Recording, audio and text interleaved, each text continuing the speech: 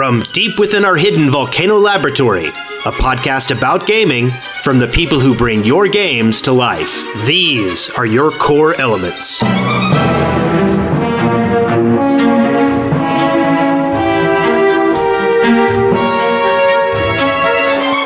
Core Elements, episode 54, recorded on December 7th, 2013.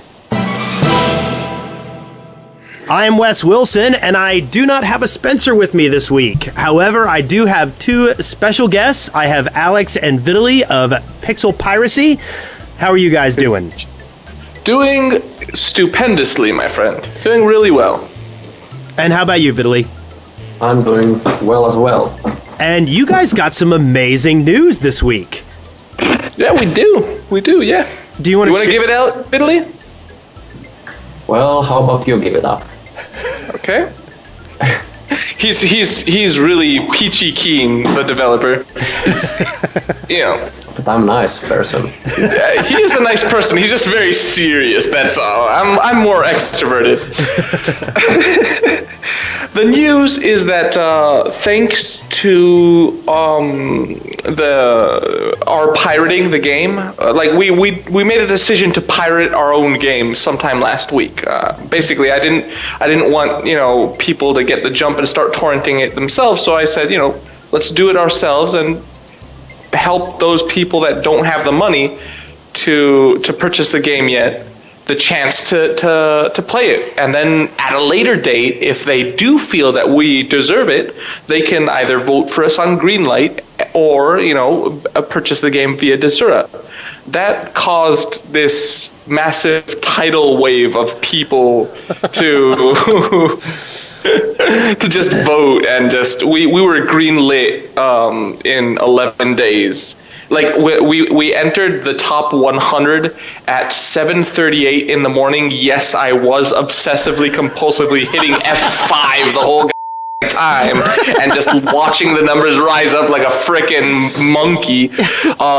And by 6:30 in the afternoon, that's literally 11 hours later, we were greenlit. So that is very powerful news, and I want to thank everyone who pirated our game. I want to thank all you people who've been stealing our shit. That's that is actually pretty awesome, and it's we've discussed DRM and things like that, and the value of putting your game in front of people on this show many times.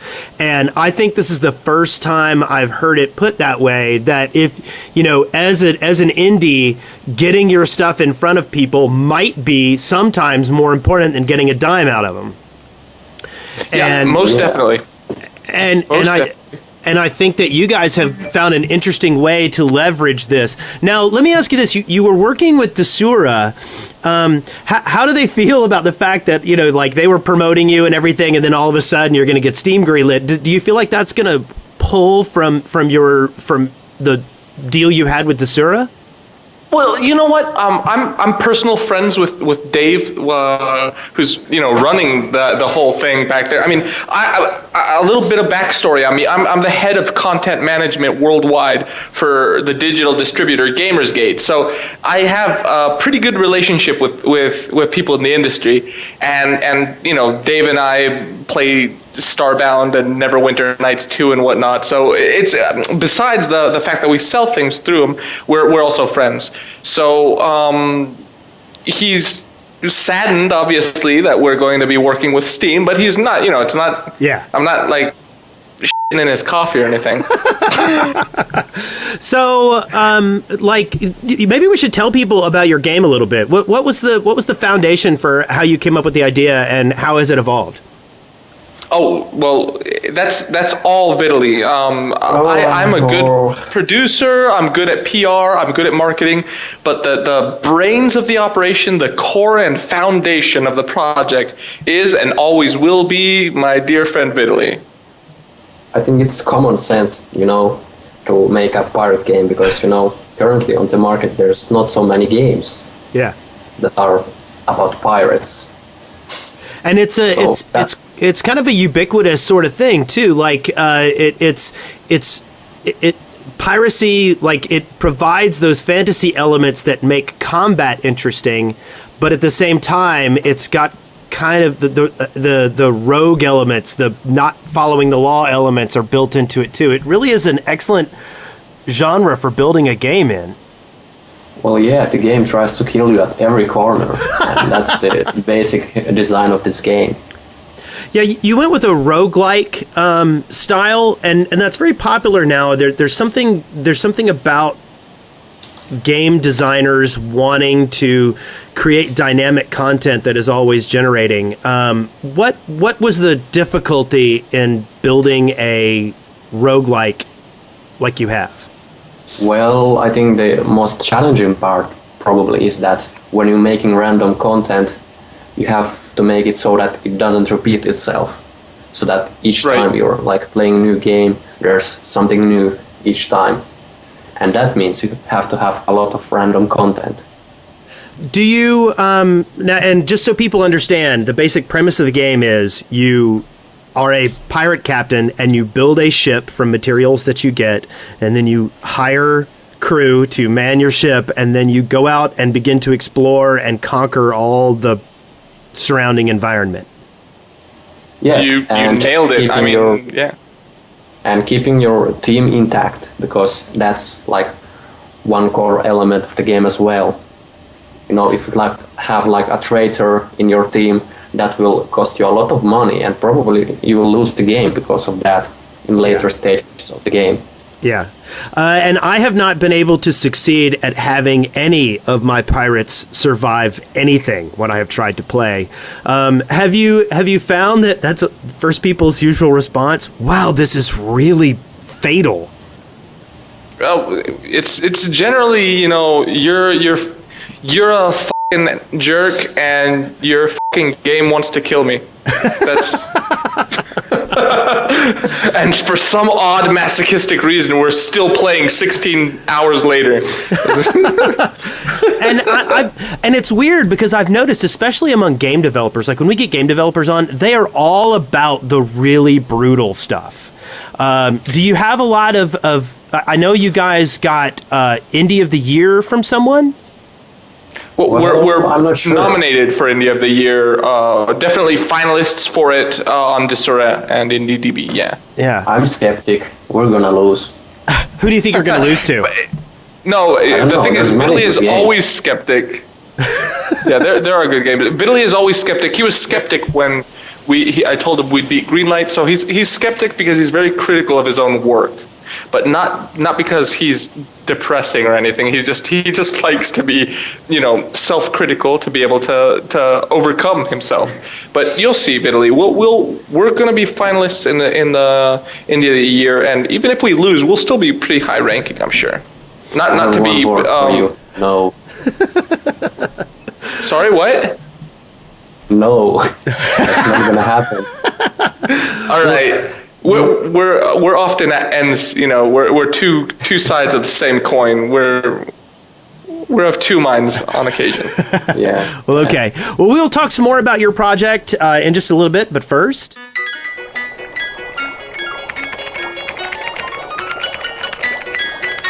Lab Notes. So I dug into two major games this week. Things have been busy. I have resigned from the DWP and am putting out Core Elements as an independent project. And that move has required a lot of work, but I have managed to get a little bit of gaming in. I tried out Starbound, and I was very skeptical of it to start off with because I wasn't very interested in Terraria. But I decided to dig into it because so many people love Terraria and so many of my friends were playing Starbound, and there is some magic there. I'm not sure how long it's going to hold me. I think my enjoyment of it is specifically tied to the joy I'm having playing with the people I'm playing with. But all in all, it's a solid product for playing a cooperative game with friends. Yep. Have you now? You said you've been playing Starbound. What have you? Is there something that's caught you in it? Well, what you just said, it's. I haven't played cooperative yet. My girlfriend's like figuring out the controls and getting there. but the game proper has that little magic. Yeah, it's what you said. It has that little spark. You know, it really is unique in the sense that that sense of infinity. I mean, infinity won't exist. It's not an infinitely randomly generated game. You will occasionally see reused content, but it's just so spaced and far between that it's just really good. It presents itself as this massive world massive series of worlds, right? And you get that sense. You really do get that sense because each planet is completely unique. I'm digging it. I'm really digging it. Have you gotten to play? It's a good game. Yeah. Have you gotten to play very much Vitoli? Well, my friend just bought a 4-pack, so I'm gonna play it today. But from the reviews and some trailers, I find that game very good. I mean, it has a lot of content. Well, and there's probably a very big team behind it. Yeah. And that's why they managed to have so much things to do. Well, what I was surprised by was watching, I've been watching some streams also. My friend I Am Spoon has 1,500 people in his Twitch stream when he was playing the other night. And he happened upon some stuff and he was like, whoa, I mean, and he was genuinely surprised by the content that he found. And that's appealing. I think as long as you can surprise people with new things, I think a game like that can really succeed. Right. I was super surprised when I discovered the violin. I picked up the violin and I started playing a song, and I realized that bit of my song could be paired to other players. So if another player picks up another instrument and plays it at the same time, we'll sync up and play the song in different melodies and different keys. That really surprised me to no end. I got up and got my girlfriend. I put the headphones on. I said, "Look at this. This is really intriguing." And it's one of those, like another game. And it's one of those touches that it isn't necessarily. I mean, it's there because of love. It's not necessarily there because it's going to assist in actual gameplay. Yeah. They came up with a good idea and they said, "I'd love to see this in the game," and they just did it. And to me, building things for reasons that aren't necessarily logical, but that are really cool. To me, that's magic. Yeah. That's real magic in life. So the other game I've been playing, and compare and contrast this, is Path of Exile, which is an amazing game, don't get me wrong, but whereas with Starbound, I think the magic is going to be in playing with other people and finding new and interesting things. Path of Exile to me is this very detailed slog through very repetitive content that is extremely well done, but I don't necessarily feel like I'm finding new and amazing things, and yet I'm still wrapped up in it and I'm enjoying it. Yeah. Have you guys poked around with Path of Exile at all? No. Yes, I have. I played it when it was now in beta, and then I played it a bit when it came out. I really love the skill tree. That really just gives you so much to play with. It does, and it's also funny because it's kind of a sub game. It's something that you're like, okay, well, I need to get over there, and it's going to take me 5 levels to get over there. How am I going to do it? You know? Yeah, min-maxing, yeah. Yeah, and then you go, okay, well, if I go this other way, that's 7 steps, I could branch off and get this set of powers. Is that worth it? And so I think they did a really great job with that and making that an engaging activity in creating your character. Oh, definitely, yeah. So have you guys been playing anything that you've really been captured by lately? Steam World Dig is a good game.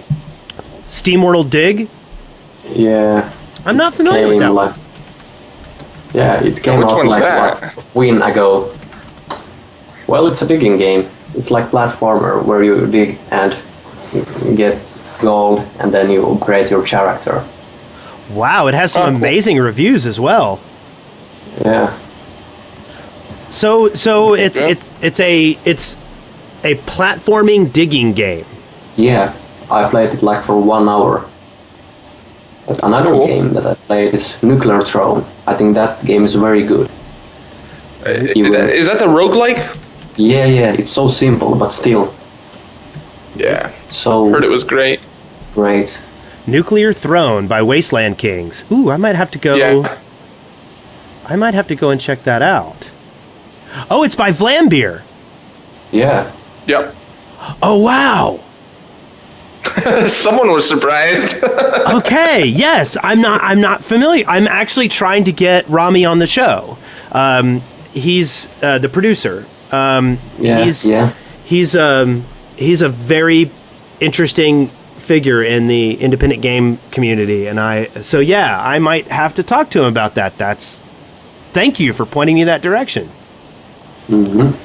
So we're going to try to push the show forward a little bit fast today because of lots of things going on with your studio. So we'll go ahead and move on.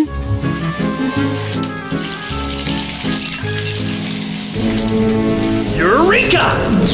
Ow!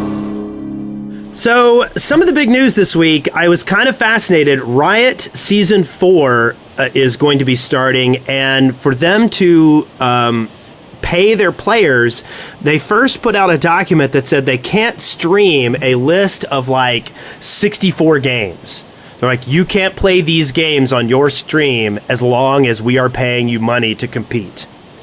Wow. And it was a pretty comprehensive. It was a pretty comprehensive list. Some of them were logical. Okay, you're being paid by Riot to stream League of Legends, so no Dota 2, no Smite, no Infinite Crisis. Those were logical choices. But some of the other ones were World of Tanks, anything by Blizzard. Wow. Okay. Yeah. And the list was, and then also any gambling websites, like you couldn't go and like play Full Tilt Poker. And it received a great deal of frustration and outrage. Now, Riot has since reversed that decision. They have gone back and said, well, the problem was we were worried about other people being paid to do this. Like if Blizzard came and paid one of our LoL players to play Hearthstone in the break, that's not fair. And so they dug in and said, well, okay, we went too far. And so they pulled it back and said that you can play whatever you want, you just can't be sponsored by anyone. And I can agree with that. But do you guys think that, like, if Riot is paying someone to stream, that they can kind of dictate what they're doing in their free time? Do you think that's a legitimate thing they can ask? Well, here's the thing. Like, I get where they're coming from. They don't want the competition to basically make shameless plugs while you're doing it. I mean, maybe they could limit it to while you're streaming or in the 24 hours before and after your stream. Yeah. You shouldn't do any third party stuff. But asking for exclusivity after having signed a contract with them is kind of a no-no in my book. I mean, going back on a contract isn't like the way you should go about doing things. Right. Well, in my opinion, if I would be, for example, a pro player, I would totally sign up because, I mean, free money, why not? Well, and that's just, and that's just it. Like, I mean, I guess you could say, I sort of am on the fence about this. I think Riot, if they're paying someone to stream, should have the right to dictate what's going to be on that stream in certain ways. But at the same time, part of the whole issue with playing League of Legends competitively is there's a lot of downtime waiting for your events. And people should be able to kind of play what they want to play while they're waiting for their cue to pop. Right. And so I absolutely agree with their decision. Okay, you can't take any other sponsorship. Absolutely. Right. 100%. Blizzard can't pay you to play Hearthstone in the breaks of our LoL tournament. But I did think this was kind of an interesting take on a very complex issue. If I'm in the Tide car, can I, in the Indy 500, can I hold a box of cheer in front of the camera? Yeah.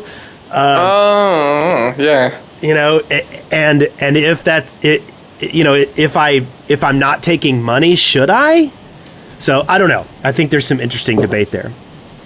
Right. Also, something else that came up, Sony sold 1 million units of their PlayStation 4 in the first 24 hours after or in the first 24 hours that they released it. And so and that was like one region. And Microsoft went and gathered up their stuff from multiple regions at various times and said, look, we got 1 million in sales too. And Sony kind of laughed at that and released a figure. So far, they have sold 2.1 million units. Boom. Yes. And that... Yeah, they wasted them. I know. And do you think it's more attributable to the $100 price difference or the early release? It's more...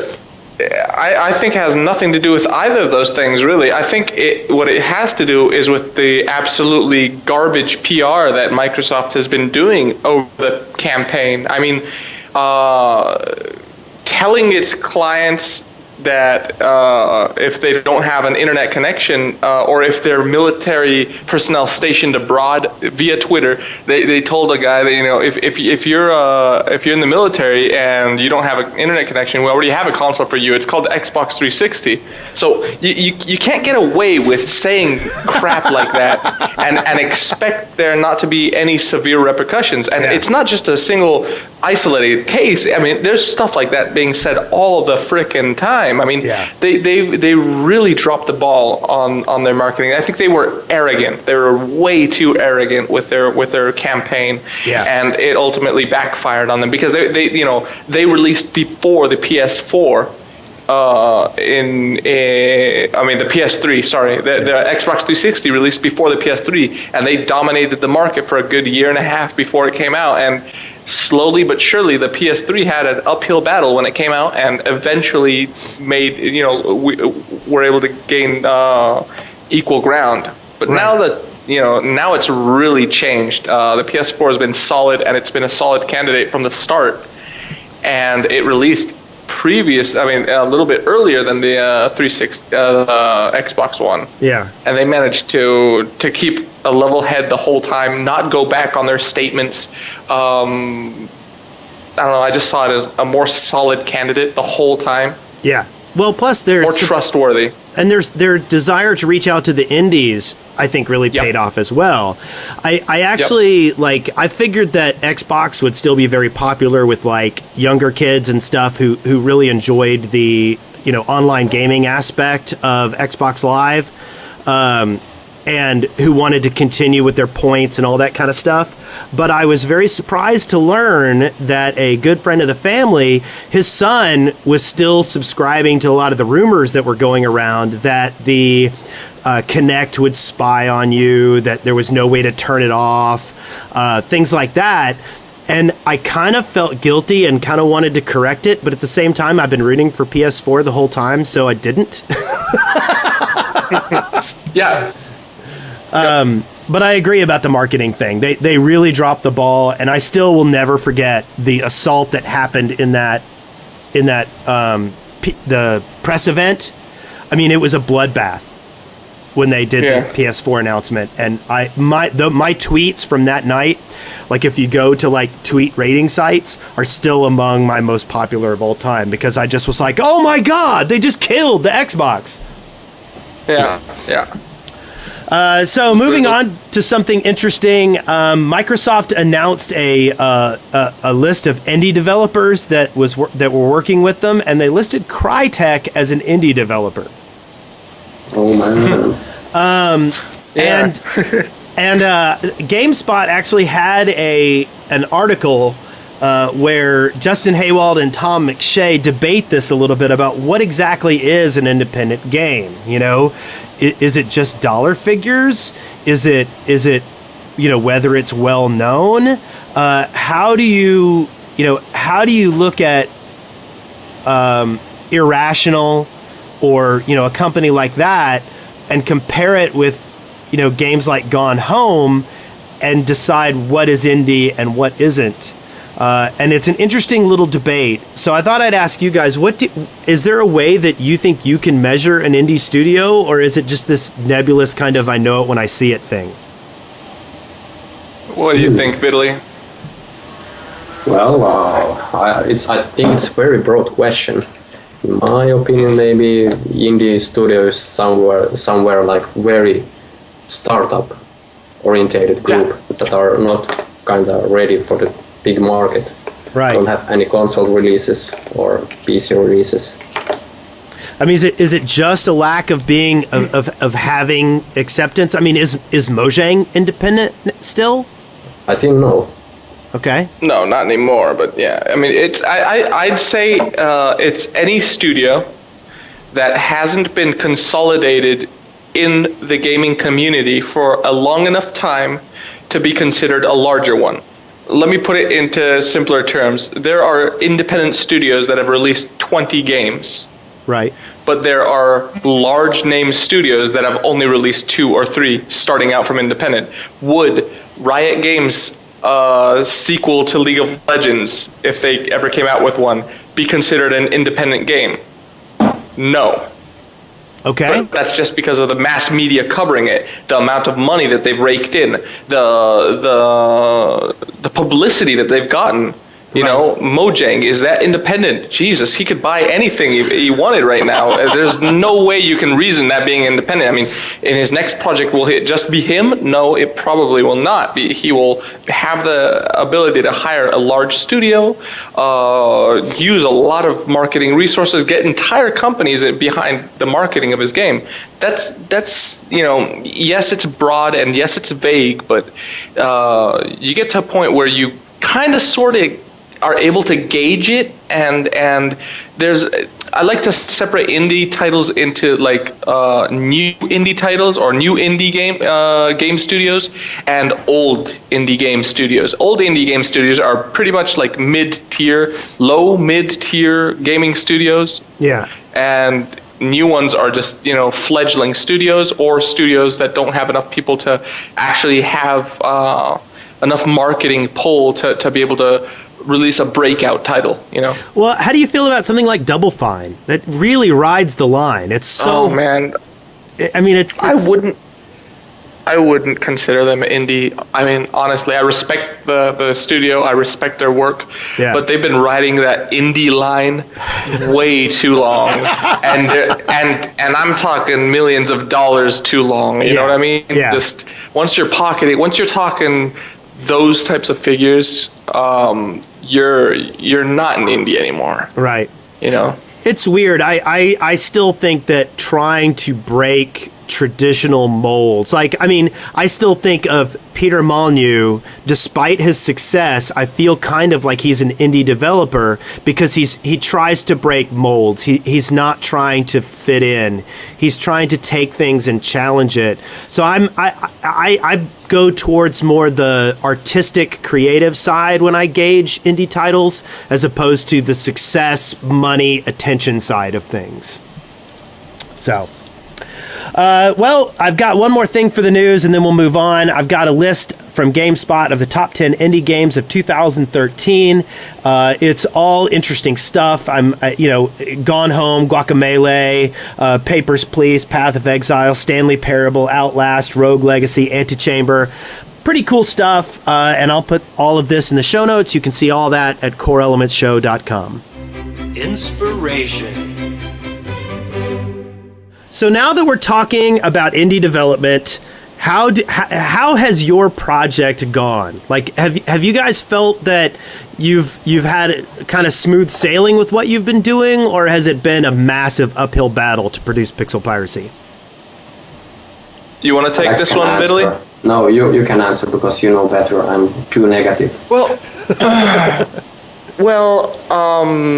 I caught the project when it was just it was pretty much a tech alpha pre-alpha demo or video, on Indie Static. And I saw it and I immediately saw what was going to happen, like where this could go if I got my grubby hands on it and helped Vitoli like as much as I could. Right. I contacted him. We became friends. We decided on working together. One thing that Vitoli has in his favor above all other developers that I've ever worked with, and I have worked with around 250 at this point, he doesn't have these blinders on. Like a lot of independent developers are limited in scope and vision. I'm not saying this in a negative way. They're good programmers and they get the job done. They do a great job of it, but they don't trust anyone else with marketing or promoting their product. Right. Vitoli is down to earth and realizes that other people's experience might be much more broad than his own. I wouldn't sit there and tell him that I know how to run Unity better than him. And he probably wouldn't tell me how to market better than I do. So we have this really good synergy between us. I never tell him what he has to do, but I can give suggestions, and we can go on about how to make the project better. But I'll never tell him, no, you have to do it this way. I've been bugging him to get a semi-save game feature in the game for the past few weeks now. It's not that I feel that the game is going to go downhill due to it, but it will appeal to a larger market. Right. But it's his decision. The thing is that he doesn't want to appeal to everyone. It's more of a niche game, and I respect and I value that.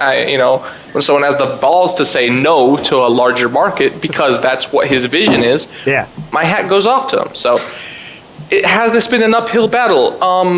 Not in the strictest of sense. We've made a lot of progress since the start, and it's been very modular. Okay, every patch has been very broad and all-encompassing. And ever since that first rock paper shotgun plug they gave on us about 3 months ago, like in October, we've seen a lot of interest, a lot of interest, and then.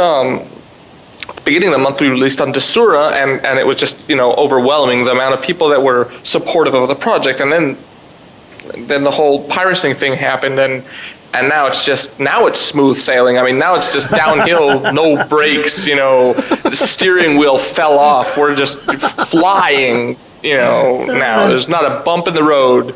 I received an email this morning from directly from Valve.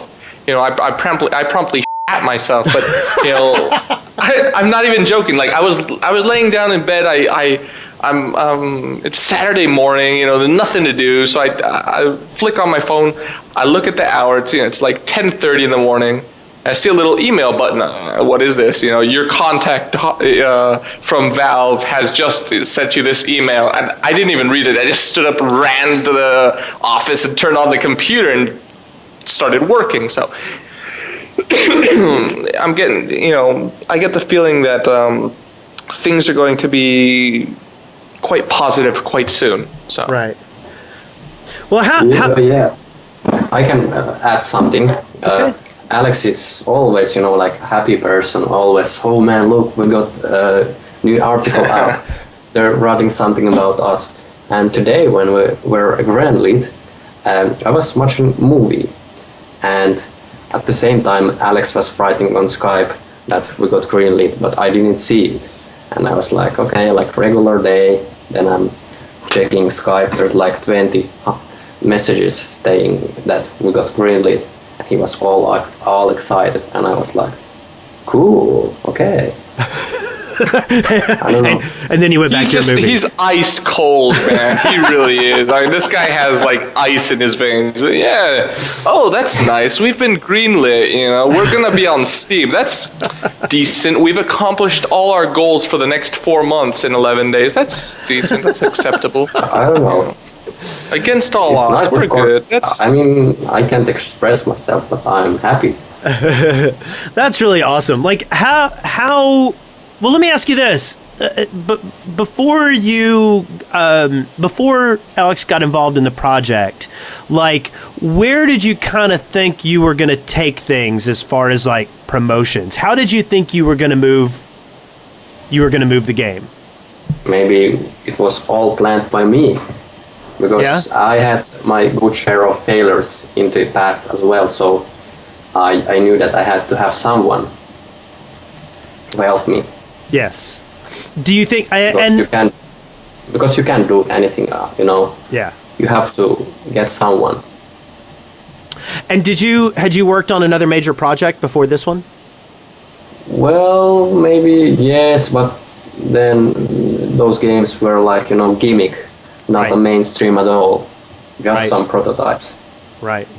Where, like, so far you've got some features that are kind of going in. Like, is there anything in your game that you have decided, like, that was part of your initial concept that you've pulled out and said, no, I don't think we should do that. I don't think it makes for a good game.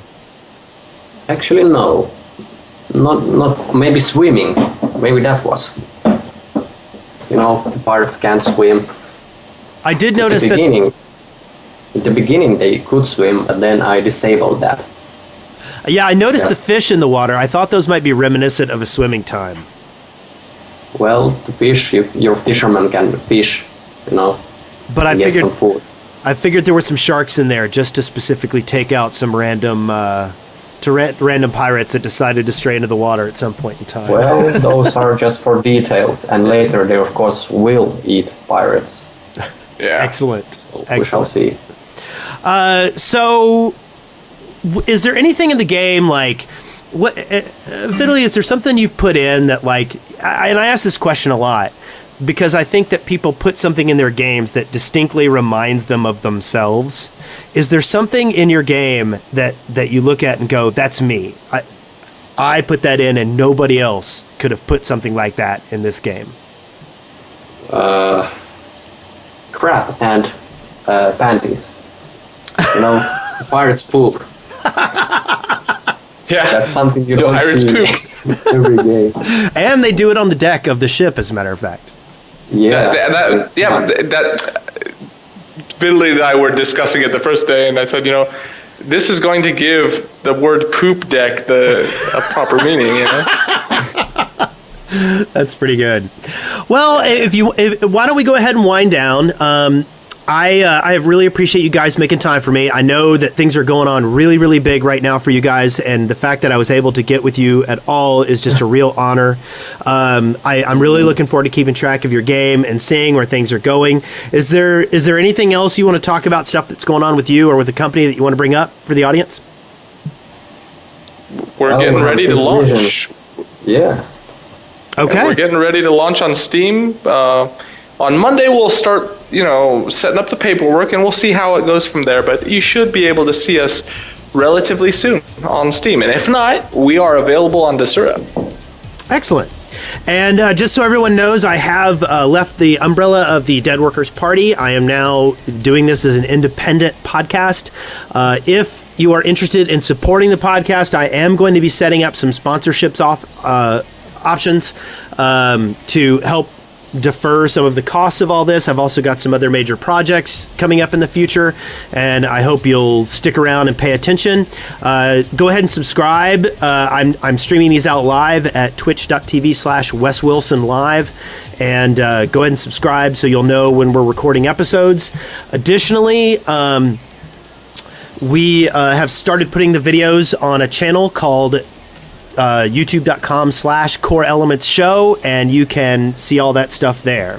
So Alex, Vitoli, y'all have a great weekend. Enjoy the sunlight that you guys currently have shining on you, and I wish you all the success. Thank you so very much, Wes.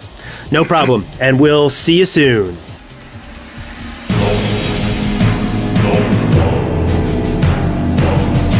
You've been listening to Core Elements, exploring gaming one element at a time. A listener-supported podcast. See the show notes or get more information at coreelementshow.com or leave us a voicemail at 256-763-0455.